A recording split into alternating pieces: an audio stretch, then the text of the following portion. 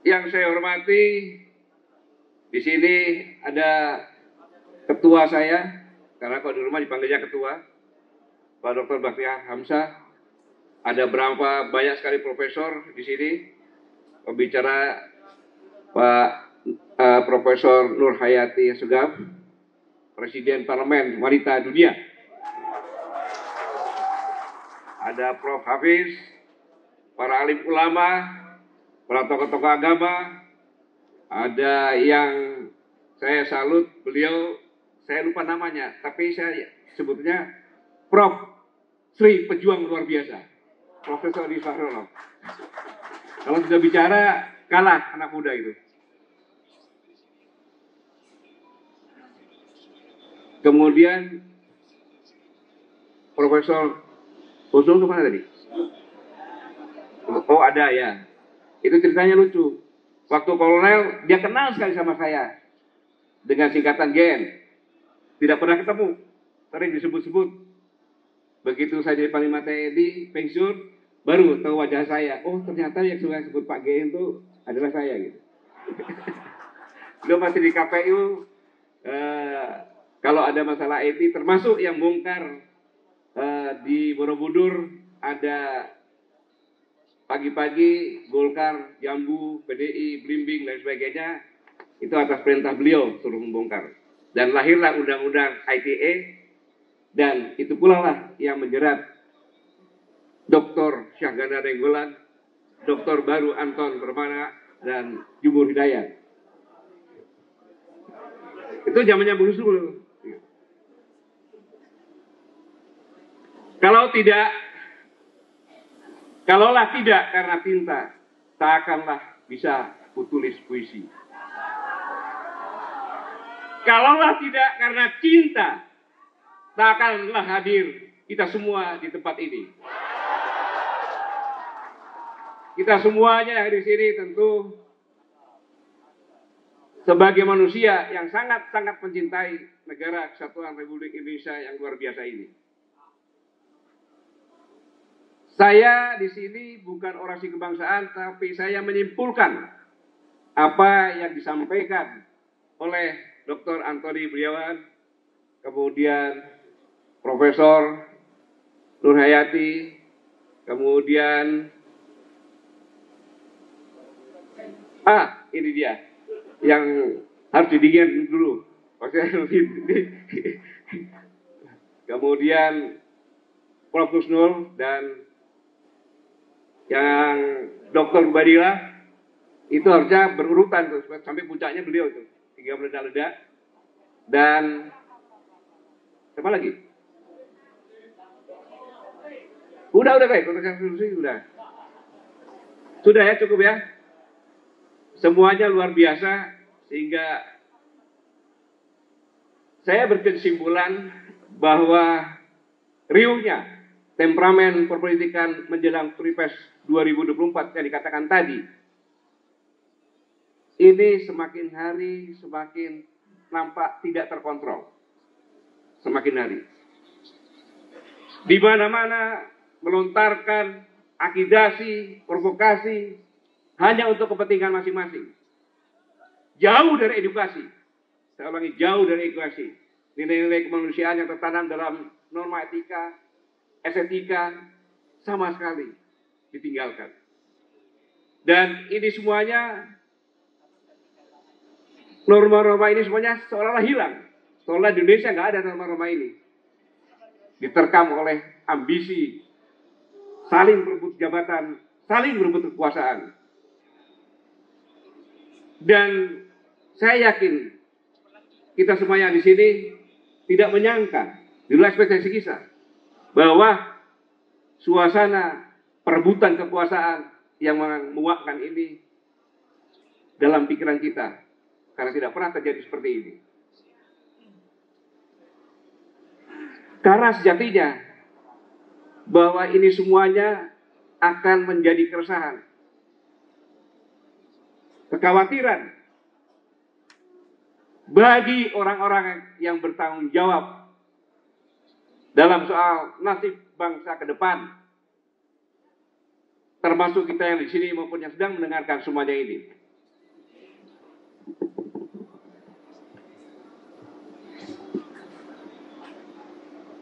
Karena setiap hari kita disuguhi sebuah sinetron.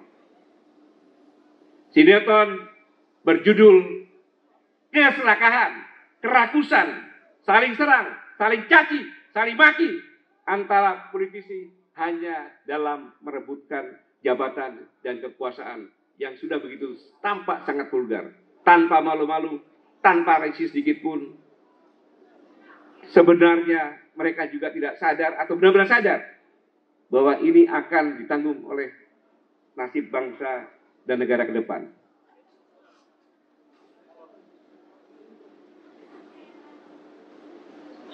Saya yakin bahwa sinetron ini sangat memuakkan apabila saudara-saudara menyimak dari hari ke hari.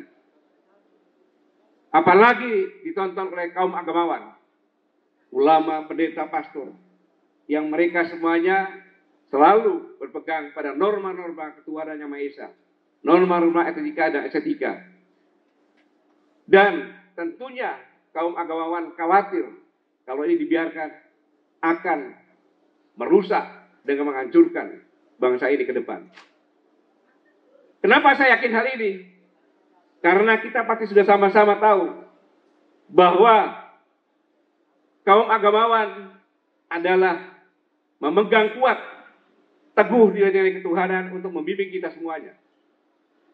Dan seolah-olah tidak berbekas karena di semua media isinya hanya caci maki secara vulgar.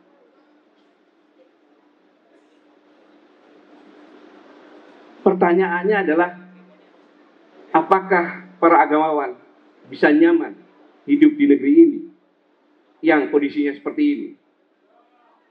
Tentu mereka semuanya merasa gerah. Dan yang lebih lagi, mereka pasti berpikir, apa yang harus saya lakukan untuk menyelamatkan bangsa ini? Untuk menyelamatkan rakyat ini.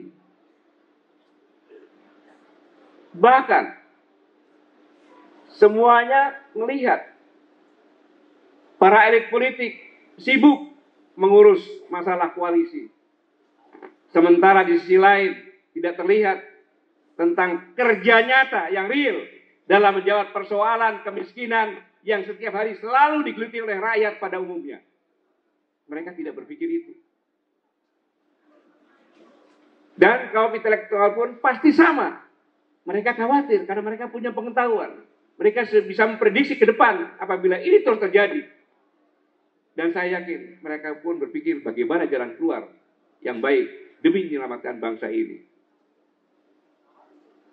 Pemikiran-pemikiran politikus provokatif pasti akan minta persatuan dan kesatuan. Dan dengan apapun juga, mereka ini mempertontonkan hal-hal yang tidak senonoh, yang menjijikkan dan memuakkan. Dan politisi sekarang ini sangat tidak mustahil bisa lepas dari hukum kausalitas, yaitu hukum sebab dan akibat. Bahwa apa yang dilakukan sekarang ini pasti kita akan menuai buahnya, baik itu yang kita lakukan baik maupun jelek. Seperti yang tersirat dalam surat di Al-Quran 99 ayat 78. Maka barang siapa yang berbuat amal kebajikan walaupun sebesar atom, sangat kecil sekali, pasti nanti akan dilihatnya. Demikian pula sebaliknya, barang siapa yang berbuat kejahatan walau sebesar atom, maka pasti nanti akan dilihatnya juga.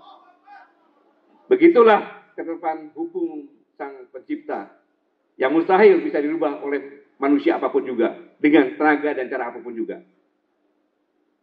Saudara-saudaraku sekalian, semuanya ini terlihat bahwa dianggap bernegara ini berbuat semau gue, sakar PDW, sakar insun. Tidak berpikir, yang penting saya dan kroni saya bisa selamat dan berhasil.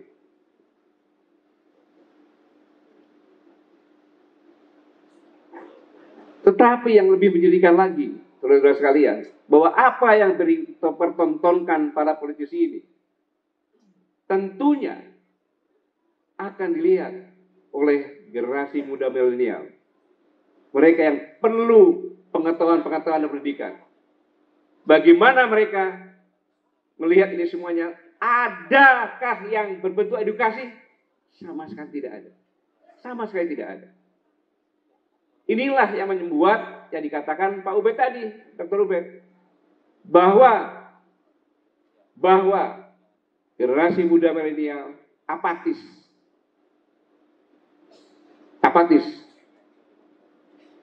Mengapa apatis? Mereka masih muda belia. Mereka perlu mendapatkan edukasi yang sehat, logis, realistis dalam membangun kehidupan bermasyarakat, berbangsa, dan bernegara. Tapi mereka tidak mendapatkan ini. Itulah yang menyebabkan tadi berdasarkan dari polling yang dilakukan generasi muda kita yang bonus demografi jumlahnya kurang lebih 60%, mereka apatis. Kalau ditanya mereka nanti pilpres milih siapa? Saya tidak pilih semua. Mereka tidak milih semua. Karena ini mereka khawatir apa yang bisa saya dapat. Bahkan cerita dari rekan kita semuanya, Mossad, manusia merdeka Muhammad Sadidu, ketika akan berangkat ke Australia, di mana menyaksikan wisuda anaknya yang berumur 22 tahun S2. Saya bilang, kamu tidak akan berhasil, kau bisa jagoan di tanah air. Tapi kita ke Australia untuk mengajak anakmu pulang. Hebat kalau kau berhasil. Dan ternyata dia lemah, dia tidak berhasil. Hanya karena pernyataan anaknya saja. Apakah kalau saya pulang ke Indonesia, saya bisa berkarya dan karya saya dihargai dan saya bisa bersaing dengan kemampuan profesionalisme yang saya tekuni? Bapaknya tidak bisa menjawab. Dan akhirnya dia pulang sendiri ke sini. Dan ini bukan hanya satu, banyak. Mungkin dari sini semuanya punya anak, susah dibawa pulang ke tanah air. Mengapa demikian saya katakan? Ini sangat berbahaya, saudara-saudara. Karena demokrasi harus berafiliasi dengan sosiologi atau dengan mayoritas. Saya tidak primordial loh ya. Saya tidak primordial. Tetapi ini adalah kesepakatan kita. Bahwa kita adalah negara demokrasi. Kalau 60%, taruhlah setengahnya, berarti 30% tidak memilih. Maka yang siapapun yang jadi presiden, dia tidak memiliki legalitas. Maka demokrasi itu berafiliasi dengan mayoritas. Maka pemilihan presiden, gubernur, bupati semuanya 50+1 jadi mayoritas. Sama juga, banyak orang bertanya, Pak, nanti ada yang dikriminalisasi supaya tidak maju. Di sini saya ingatkan, saya yakin orang yang paham tentang politik tidak berani. Mengapa? Karena kalau yang maju hanya dari rejim, Menteri Pertahanan dan Gubernur Jawa Tengah, berarti kaum oposisi itu tidak terwakili. Sangat berbahaya. Ini sangat berbahaya. Saya bicara bukan saya kampanye, saya bicara ini adalah teori. Ini adalah sebuah teori. Kita akan mengalami hal yang sulit. Karena demokrasi dimanapun di dunia, pasti antara rejim yang mengendalikan demokrasi itu bermasalah. Besar kecilnya tergantung disiplin atau tidak berdemokrasi. Apabila yang mengendalikan demokrasi tidak disiplin, goyangan makin keras dari rakyat. Itulah oposisi sebagai pengontrol. Semakin demokrasi dikriminalisasi, semakin besar lagi oposisinya. Itu hukum, itu teori. Jadi tidak usah bicarakan. Saya yakin elit-elit politik tidak berani melakukan ini. Karena akan bermasalah terus dalam sepanjang perjalanan bangsa ini. Karena tidak mungkin yang kecil mengkooptasi yang besar. Itu akan melanggar hukum energi dalam demokrasi.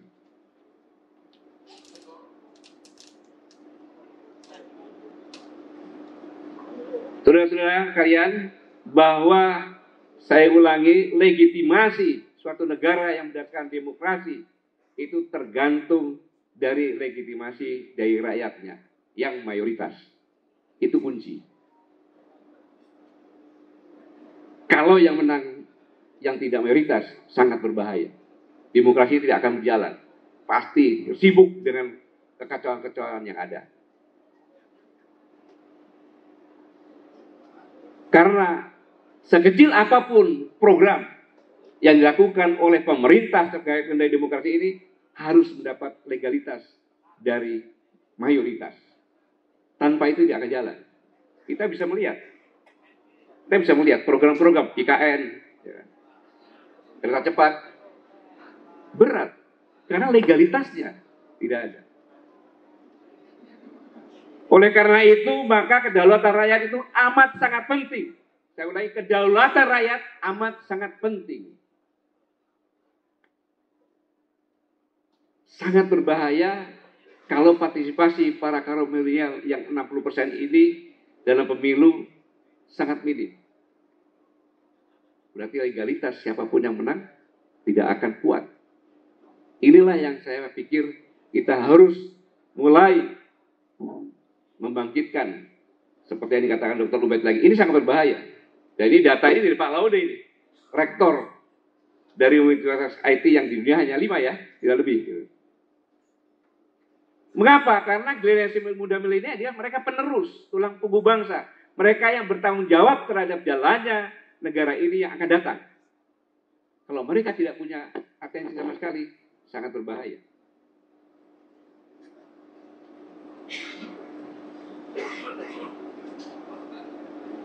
Hadirin sekalian, sejatinya para politisi adalah sosok-sosok yang seharusnya membangun argumentasi secara logika, argumentasi yang jernih, mumpuni dalam hal wawasan kebangsaan. Seorang politisi yang sejati, dia tidak boleh membunuh lawan argumentasinya. Dia memberikan jalan untuk sama-sama berargumentasi. Sehingga apa yang disampaikan ini menjadi nuansa pendidikan bagi generasi-generasi muda. Seharusnya demikian. Sehingga mereka pun punya tugas untuk membangun kesadaran kehidupan berbangsa dan bernegara. Yang sehat, steril dari pemikiran-pemikiran kotor, pemikiran-pemikiran licik ketika beradu argumen. Ini semuanya tentunya sama-sama kita rindukan. Kapan ini bisa terjadi? Walau alam.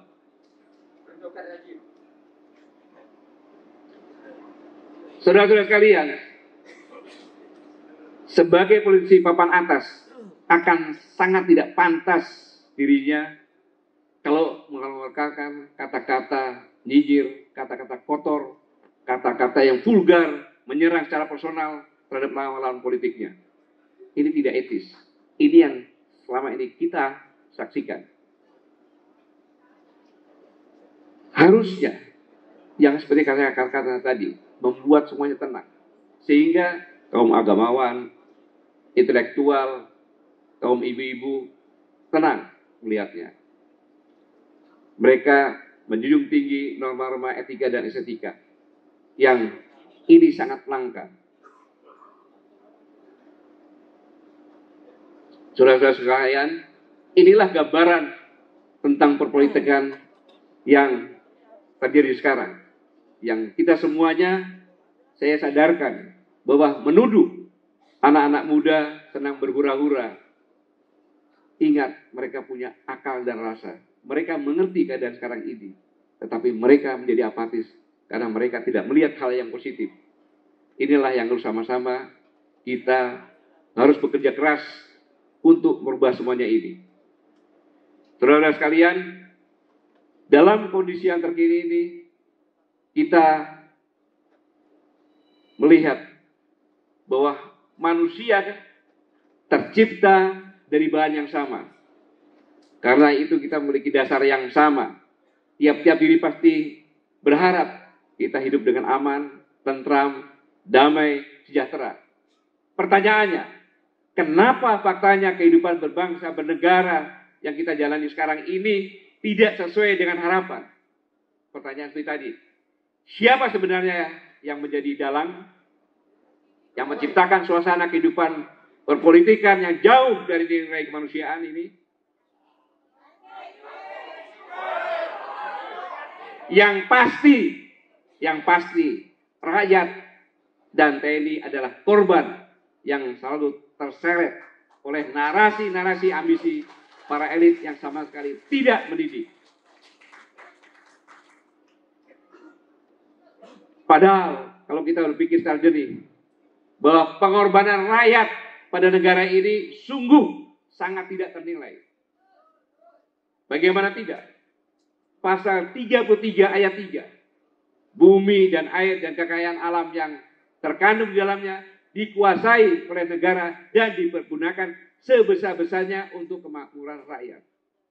Tapi pasal ini merupakan bukti konkret di mana rakyat dengan rela, ridho menyerahkan seluruh harta karunia kepada para elit politik supaya dikelola dengan baik, benar, dan dengan tujuan demi kemakmuran kesejahteraan rakyat. Jadi Anda semuanya rakyat Indonesia adalah pemilik sah ketika Bung Karno mengatakan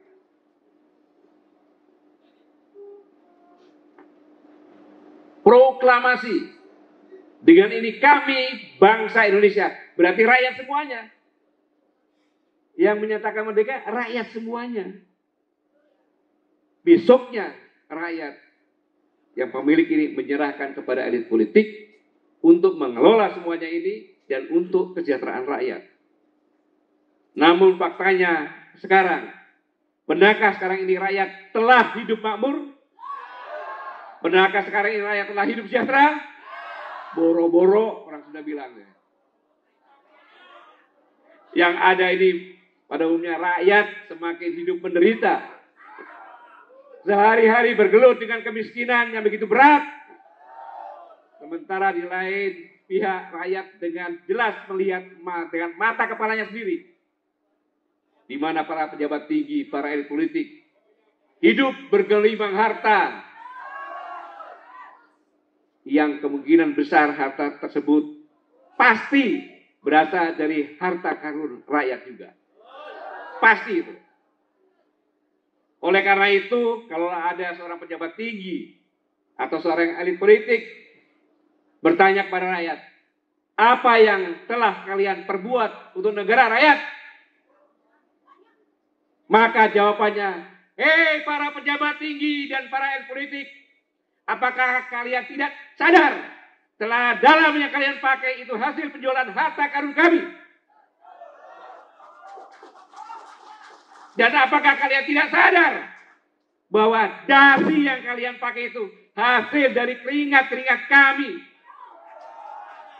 yang kalian peras dengan pemungutan pajak? Nah, sekarang rakyat bertanya,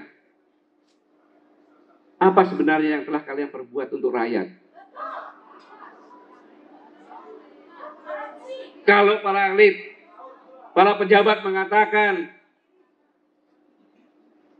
bahwa semua dilakukan demi untuk kepentingan rakyat, maka kami pun bertanya, kenapa pada faktanya kami rakyat dan pada umumnya senantiasa sehari-hari bergelut dengan kemiskinan? Rakyat yang mana?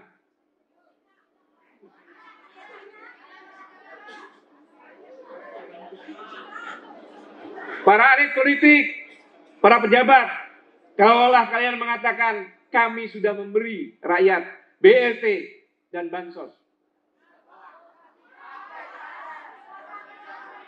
ya rakyat harus mengatakan kami mengucapkan banyak-banyak terima kasih atas bantuan. Namun demikian, untuk kalian ketahui bahwa sebenarnya yang rakyat butuhkan bukan itu. Betul? Bukan bantuan bersifat aksidенtil. Tapi yang rakyat butuhkan itu adalah sesuatu kebijakan yang secara sistematis dan otomatis bisa meringankan beban rakyat dalam mengakses apa-apa yang menjadi kebutuhan hidupnya sehari-hari. Bukan bansos, tapi sistem yang bergerak di mana meringankan apa yang dibutuhkan rakyat ada. Bukan kondisi yang sekarang ini ketika rekan-rekan kita Pak Anton, Pak Sahada Nenggola, Pak Jumur di penjara. Mereka mengatakan kepada saya, jangan kasihani kami. Ini tuh masih hidup tuh orangnya. Jangan kasihani kami katanya. Ini yang katakan mereka bertiga. Tapi kasihanilah rakyat kita yang di penjara. Hah? Di penjara maksudnya? Iya, mereka bebas di luar. Tapi mereka tidak bisa mencari makan. Tidak bisa apa-apa. Lebih sedih mereka daripada kami di penjara. Tepuk tangan untuk mereka bertiga.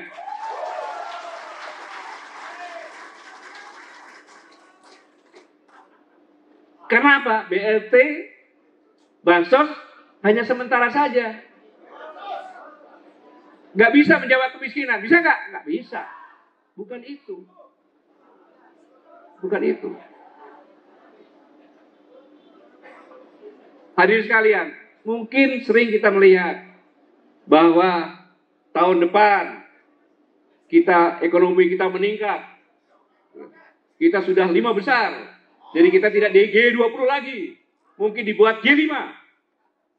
Rakyat bilang, apa itu? Kamu aja ngomong seperti itu. Tapi saya tetap aja miskin. Pertumbuhan ekonomi bisa tinggi. Contohnya di Konawe. Pertumbuhan ekonominya 2 digit. Rakyatnya tetap miskin. 2 digit loh. 16-17. Saya tetap miskin.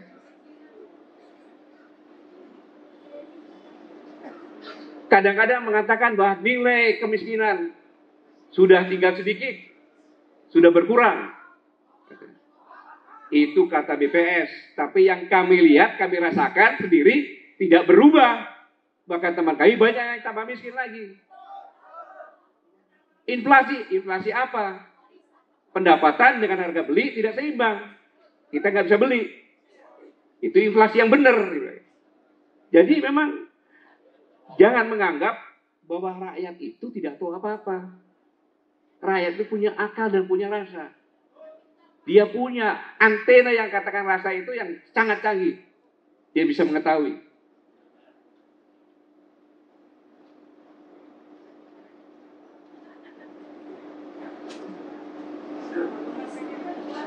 Inilah yang dirasakan rakyat di ujung-ujung sana. Yang perlu saya informasikan agar kita semuanya tergugah, terbangun, mengerti kondisi rakyat sebenarnya.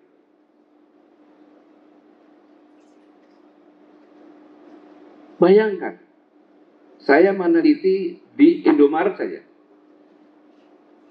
Sekarang ini diteliti rakyat membeli di Indomaret itu sudah tinggal 20.000 per hari. Maka di Indomaret, Alfamart, banyak yang sasetan kan? Sasetan. Saya meneliti itu karena yang mudah diteliti. Berarti daya beli mereka hanya 20.000 sehari. Itu pun tidak semuanya. Indomaret kan di kota. Kalau yang di desa, buruh. Ketika seorang buruh pulang, mendapat gaji, seharusnya dia gembira. Tapi begitu dia lihat di rumah anak dan istrinya, berdoa, ya Allah, semoga aku bulan depan tidak nganggur lagi karena kontrakku diberhentikan. Mereka ini semuanya kontrak. Yang dikatakan buruh, dokter juga buruh loh itu. Iya, pekerja. Kontrak sekarang ini. Bagaimana bisa tenang? Tidak ada ketenangan. Seharusnya hidup di dunia ini penuh dengan pelindungan dan penuh dengan kenyamanan.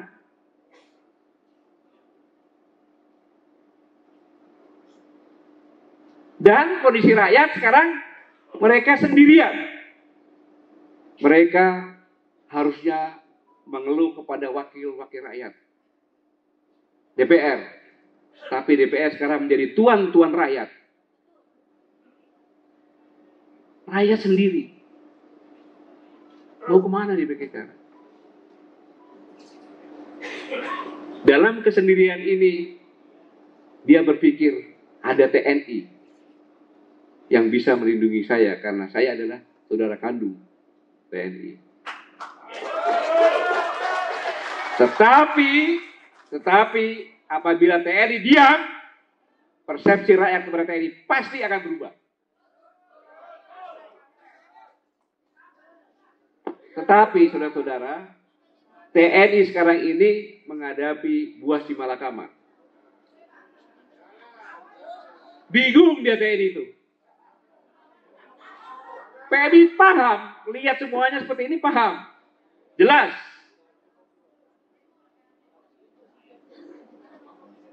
Namun, saudara sekalian perlu tahu bahwa TNI itu adalah manusia. Makhluk yang punya akal dan punya rasa juga. Sama rasanya seperti rakyat. Artinya, apakah diam dan dinginnya sikap TNI sekarang ini? Betul mereka diam ketika melihat rakyat dijolimi?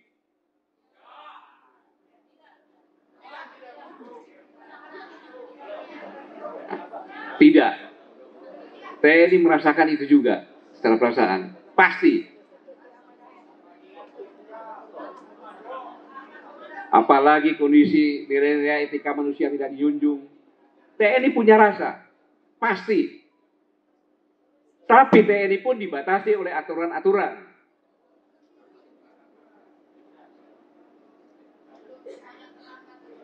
Iya, TNI sekarang ini diam bukan karena diam.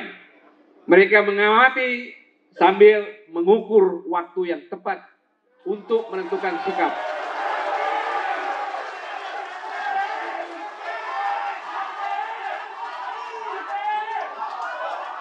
Saudara-saudara, ini saya yakin benar, karena TNI begitu pulang dia ketemu sama rakyat, istrinya rakyat, anaknya rakyat. Dia tidak bisa lihat ini diam, tetapi ya katakan aturan yang batasi dia. Tetapi diamnya TNI itu untuk melihat, untuk menentukan sikap demi menyelamatkan negara dan bangsa dari tangan-tangan kotor yang hidup hanya mementingkan diri sendiri dan kroni-kroninya.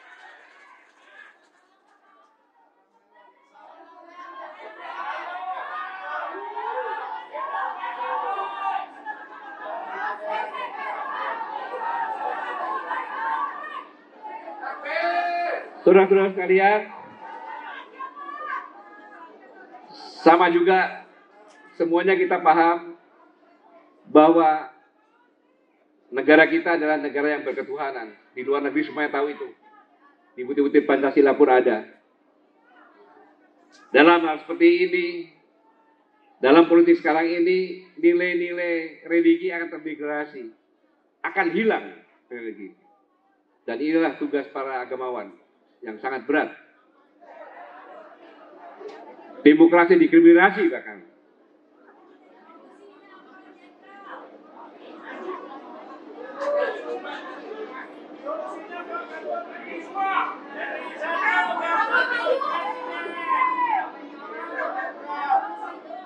Mengapa demikian? Karena demokrasi sebenarnya dari rakyat untuk rakyat dan oleh rakyat. Tetapi slogan ini sudah tidak berlaku di sini.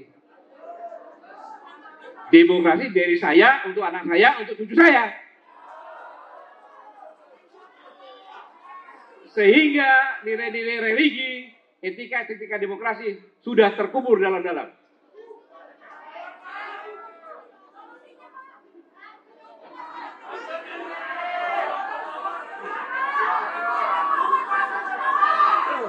Saudara-saudara sekalian, sebenarnya itulah dari rakyat itulah sebenarnya yang tercantum dirumuskan dalam bentuk konstitusi negara ini. Menjadi visi-visi negara yang untuk diperjuangkan bersama-sama. Lantas apa masalahnya? Ternyata sekarang ini slogan tersebut menjadi sangat tidak layak diucapkan lagi, saya katakan tadi.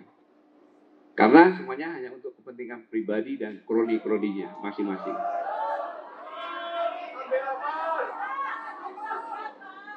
Dan ingat bahwa yang dikatakan demokrasi itu sudah mengamanatkan pada negara yang saya katakan ini, rakyat itu dari yang menekan pada negara menjadi tupoksi presiden. Bahwa negara berkewajiban untuk melindungi segenap tumpah darah warganya. Undang-undang itu, yang mana amanat tersebut merupakan keseriusan demokrasi dalam menjaga marwahnya. Lantas apa yang menjadi masalah? Ternyata sekarang ini yang menjadi masalahnya adalah nyaris terlihat muak ketika diucapkan para elit tentang masalah demokrasi. Karena kehidupan sekarang ini penuh dihiasi polemik, bahkan konflik yang kita sama-sama lihat dengan narasi-narasi provokatif dan lain sebagainya. Sehingga tupoksi presiden dan kenyataan tugas yang diembankan tanggung jawab presiden dengan kenyataan yang ada sangat paradok dan bertentangan. Lantas apakah rakyat dan TNI yang jadi korban akan tetap nonton dan berpangku tangan? Ingat, NKRI adalah negara kesepakatan yang tadi, bangsa tadi. Keterlibatan rakyat dan TNI dalam tita pendirian negara ini menduduki garis terdepan. Saya ulangi, rakyat dan TNI dalam menduduki strata adalah paling depan dalam mendirikan negara ini. Karena negara ini diperjuangkan dengan tita darah dan nyawa dari rakyat yang berjuang. Dan TNI diambil dari rakyat-rakyat yang berjuang tersebut. Itu yang saya maksud.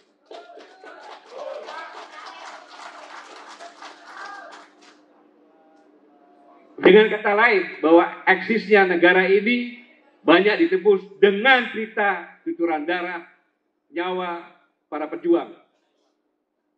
Seperti Tut Nyadin, kemudian Singa Mangaraja, Tuanku Imam Bonjol, Pangeran Diponegoro, Sultan Hasanuddin, sampai dengan Kapiten Patimura dan pahlawan lainnya.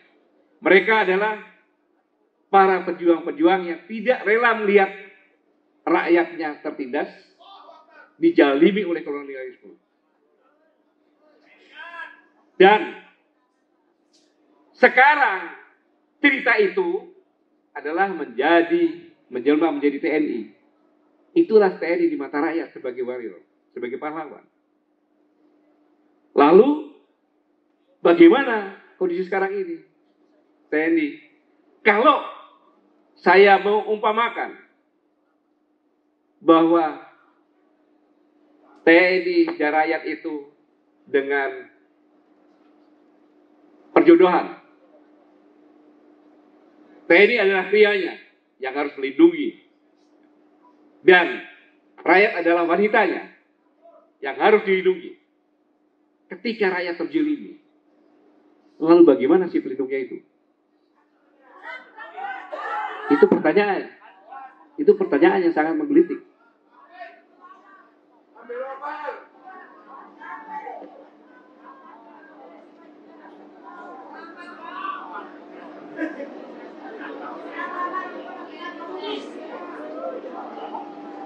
Sehingga kalau lebih tinggi lagi yang katanya rakyat adalah ibu kandung dari TNI, ketika ibu kandungnya terjolimi dan si anak diam saja, bukankah itu anak durhaka?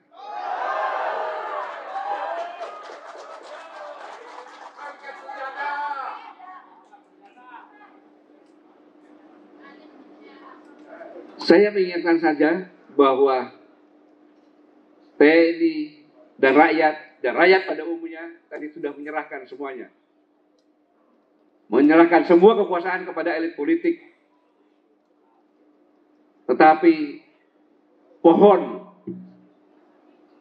harta ini sekarang untuk menjadi rebutan antar elit politik dalam memperkaya dirinya sendiri. Sementara TNI dan rakyat yang menjadi garda terdepan dalam memperjuangkan negeri ini, nasibnya terkatung-katung, laksanakan majikan yang semua hartanya habis dirampok maling. Habis dirampok maling. Saudara-saudaraku sekalian, ini sudah mau maghrib katanya. Jadi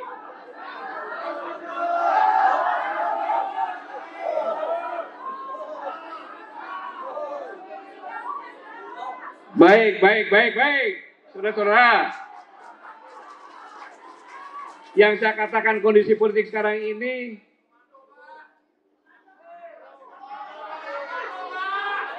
kita harus ingat kondisi seperti ini jadikan tonggak ya. Kita, kalau saya menjadi orang itu begini. Orang yang paling sial adalah orang yang tidak punya peluang. Orang yang baik adalah orang yang punya peluang dan bisa memanfaatkan. Tapi orang yang bodoh, orang yang punya peluang tidak bisa memanfaatkan. Orang yang hebat adalah orang yang bisa menciptakan peluang dan peluang itu dia manfaatkan.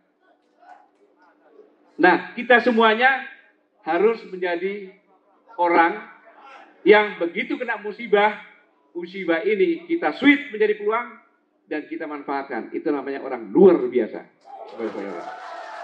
Nah, dalam konteks seperti ini kita jangan menyerah.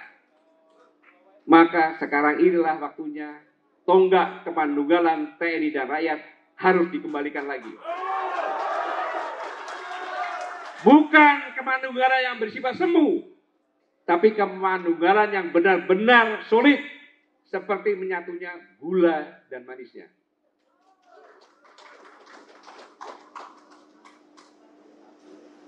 Serta bagaimana giginya membuat persatuan para pejuang yang saya ceritakan tadi menghadapi kolonial. Dan visi misi kemanunggalan TNI dan rakyat harus terbangun sekarang ini, mulai saat ini.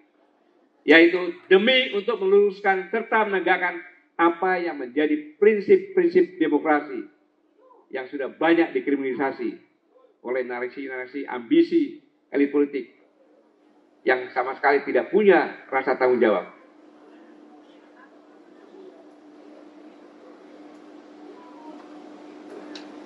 Saudara-saudaraku sekalian, visi-visi kemanunggalan TNI dan rakyat harus kita bangun sekarang ini demi kebaikan bersama. Demi untuk menyelamatkan kehidupan berbangsa bernegara yang terlihat semakin terancam pada perpecahan yang sangat serius. Yang kalau tetap dibiarkan tidak mustahil bisa mengancam pada keutuhan negara kesatuan Republik ini. Intinya bahwa kemakmuran TNI dan rakyat yang harus dibangun sekarang ini yaitu demi untuk mewujudkan visi misi negara, yaitu untuk memberi keadilan sosial, keadilan ekonomi, keadilan hukum, dan kesejahteraan rakyat.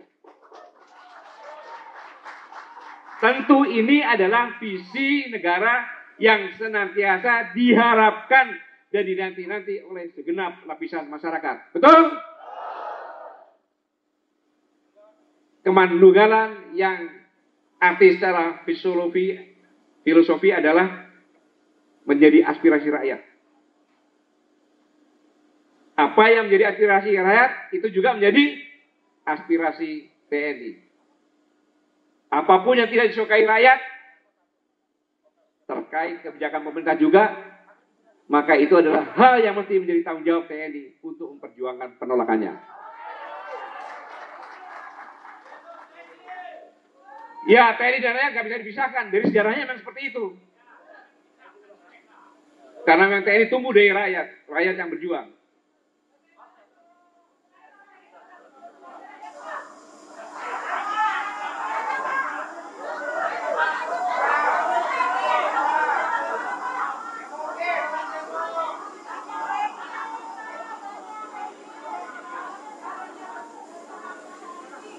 Bahwa TNI selalu berpikir,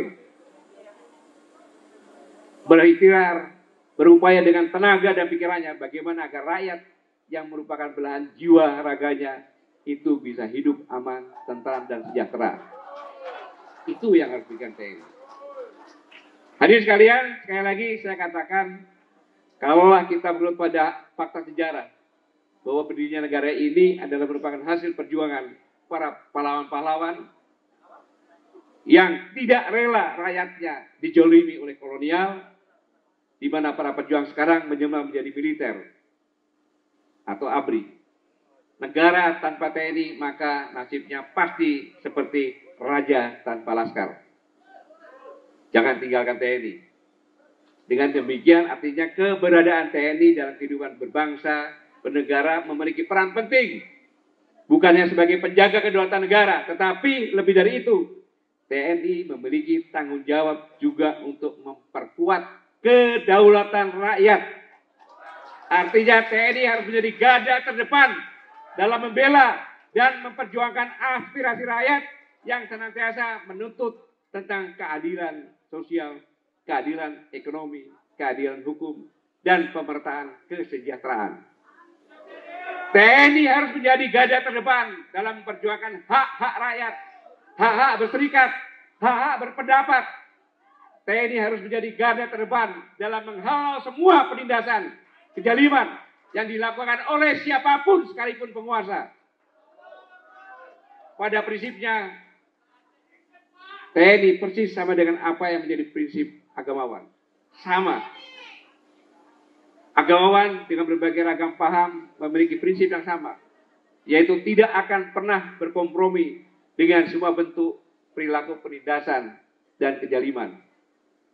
Bahkan secara bahasa agamanya bahwa semua peragaman akan sangat mengharamkan pada semua bentuk perilaku yang berbau kriminalitas, intimidasi, ketidakadilan, penindasan yang bersifat kejaliman.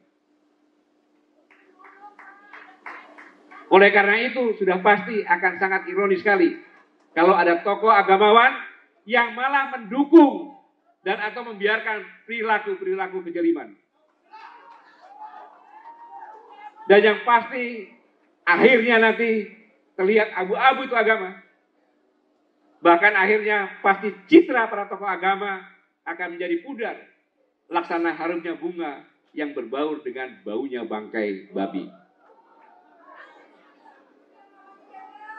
Dan kalau itu terjadi, maka pertanyaan akan bagaimana nasib bangsa ini. Kenapa saya katakan demikian? Karena peran agamawan dalam kehidupan berbangsa amatlah sangat-sangat penting. Oleh karena itu, intinya, sejatinya TNI dan para agamawan harus bersatu padu menjadi oposisi terdepan dalam menghadapi perilaku-perilaku penindasan kejoliman. Saya ulangi, agamawan dan TNI harus bersatu menjadi oposisi terdepan dalam menghadapi perilaku-perilaku penindasan kejoliman. Tidak ada kata terakhir.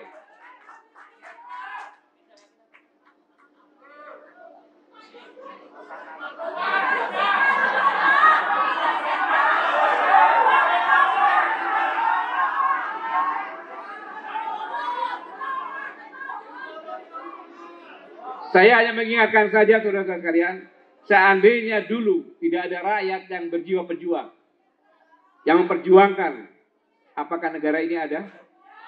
Nggak ada.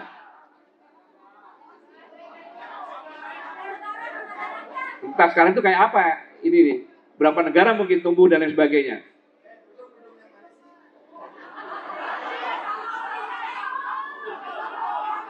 Berkat kegigihan para pejuanglah, maka sekarang kita bisa duduk di sini. Negara ini masih berdaulat.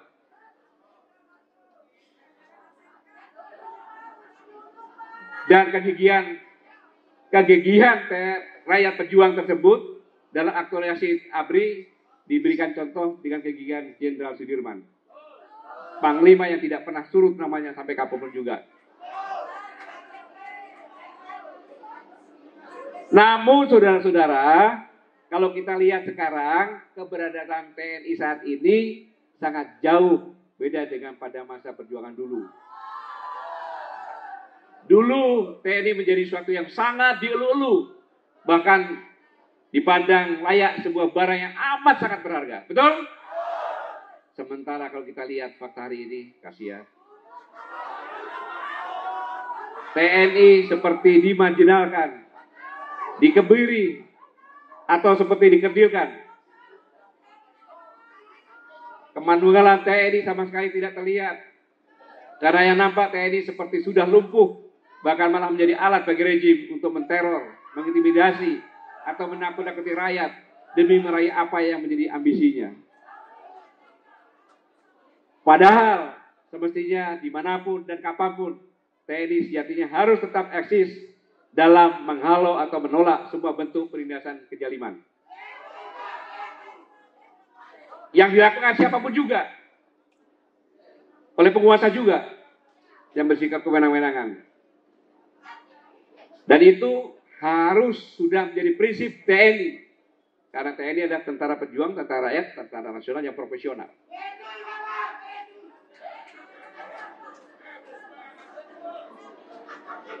Yang sifatnya sangat tidak mengenal kompromi terhadap semua bentuk penindasan kezaliman. Kalau kita berkata dengan suri tauladan Jenderal Sudirman, maka semestinya prinsip TNI harus tetap konsisten dalam mengharamkan untuk menjadi penjilat, apalagi menjadi antek-antek rejim yang nyata-nyata banyak melakukan penindasan kezaliman pada rakyat. Justru TNI harus mampu mengedukasi, TNI harus mampu mengedukasi rakyat bagaimana yang benar dalam membangun hidup berbangsa dan bernegara sesuai sistem demokrasi yang sama-sama telah kita sepakati bersama. Pola edukasi TNI harus benar-benar elegan, logis, realistis, sehingga bisa diterima setiap kalangan dan bahkan layak diadopsi oleh lembaga akademisi dimanapun berada. Karena itu, peran TNI bukan hanya sebagai penjaga kedaulatan negara, tapi lebih dari itu TNI harus bisa mendorong semua elemen dan atau semua lembaga negara untuk menciptakan ekonomi yang berkeadilan, penegakan hukum yang berkeadilan, dan pemerataan kesejahteraan. Itu yang harus dilakukan TNI. Namun demikian perlu diketahui oleh semua lapisan masyarakat bahwa TNI harus tetap setia, taat, dan patuh pada pimpinan, termasuk kepada Presiden. Yang konsentrasi, yang konsisten dalam melaksanakan visi misi negara yang sudah terkandung dalam konstitusi. Dan dengan kemandulan TNI rakyat memungkinkan akan tercipta negara yang sehat dan kuat. Sebaliknya, ditambahkan benar, sebaliknya, kalau penguasa sudah banyak menindas, mengintimidasi rakyat, maka sejarah membuktikan bahwa penguasa tersebut ibarat sedang menggali kuburnya sendiri. Dan secara hukum alam, bahwa sejarah banyak membuktikan sikap penguasa yang seperti itu pasti akan tumbang di tangan rakyat yang senantiasa di backup oleh militer.